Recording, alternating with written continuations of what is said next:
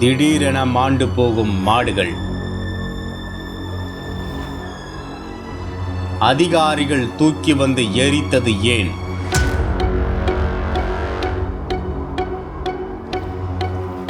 Insurance பணமும் போச்சு.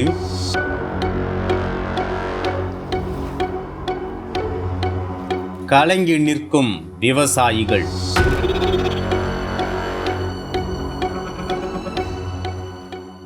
நீலகிரியில் வரலாறு காணாத வெயில் சுட்டெரிப்பதால் முதுமலை வனப்பகுதிகளில் கடும் வறட்சி நிலவுகிறது. குறிப்பாக மசினக்குடி, மாவனல்லா, மாயார், பொக்காபுரம் உள்ளிட்ட கிராமங்களில் இருக்கும் 3000 நாட்டு மாடுகளுக்கு தீவன தட்டுப்பாடு ஏற்பட்டுள்ளது.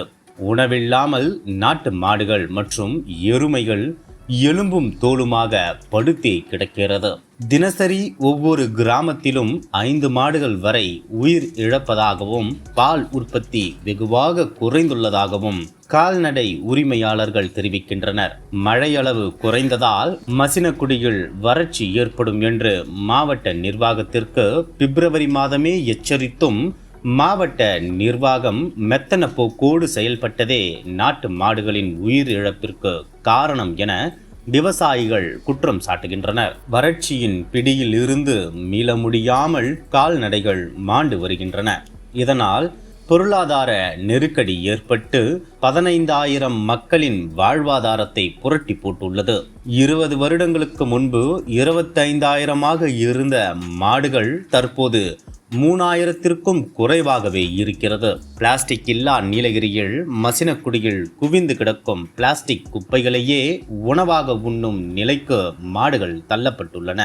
மாடுகள் தொடர்ச்சியாக இறந்த போதும் மாவட்ட நிர்வாகம் கண்டு கொள்ளாததால் நாம் தமிழர் கட்சியினர் கடந்த ஞாயிற்றுக்கிழமை அன்று தாதுக்கள் அடங்கிய உணவுப் பொருளை கால்நடை உரிமையாளர்களிடம் வழங்கினர். இதனைத் தொடர்ந்து கால்நடை பராமரிப்புத்துறை உலர் தீவனம் மற்றும் பசுந்தீவனம் 140 கால்நடை உரிமையாளர்களுக்கு வழங்கினர். கூடலூர் அதிமுக எம்எல்ஏ சார்பாகவும் தீவனங்கள் வழங்கப்பட்டது. மாவட்ட நிர்வாகம் மலர் கண்காட்சிக்கு கொடுத்த முக்கியத்துவத்தை மாடுகள் இறப்புக்கு கொடுத்திருந்தால் நூற்றுக்கணக்கான மாடுகள் சாகாமல் இருந்திருக்கும். மசனக்குடியைச் சேர்ந்த தங்கவேல் பேசும்போது மசினக்குடியில் மட்டும் 50 மாடுகள் இறந்துள்ளதாகவும் உணவு இல்லாமல் மாடுகள் பில்லுக்கு போகும்போது சரிந்து விழுந்து இறப்பதாகவும் பட்டியிலேயே எழுந்து நிற்க முடியாமல் அப்படியே இறந்த மாடுகளை கொண்டு வந்து குவாரியில் போட்டுள்ளோம். அந்த மாடுகளை தமிழ்நாடு கால்நடை பராமரிப்பு துறையினர் எரித்துள்ளனர். என்ன காரணம் என தெரியவில்லை. இறந்த மாடுகளை காட்டி காப்பீடு பெற முடியாத சூழல் ஏற்பட்டுள்ளது. இறந்த மாடுகளை வீட்டிலும் புதைக்க முடியாது. சுற்றிலும் வீடுகள் இருக்கிறது.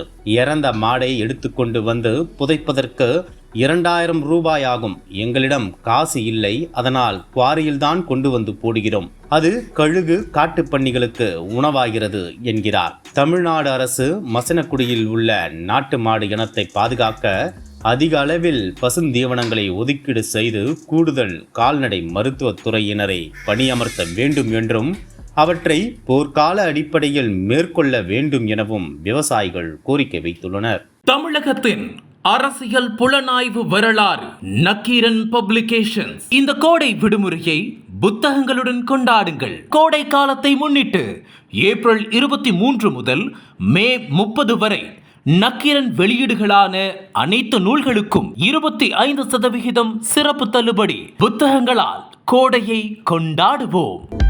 அனல் பறக்கும் செய்திகளை அப்டேட் செய்து கொள்ள நக்கீரன் களத்தை இப்பவே சப்ஸ்கிரைப் பண்ணுங்க.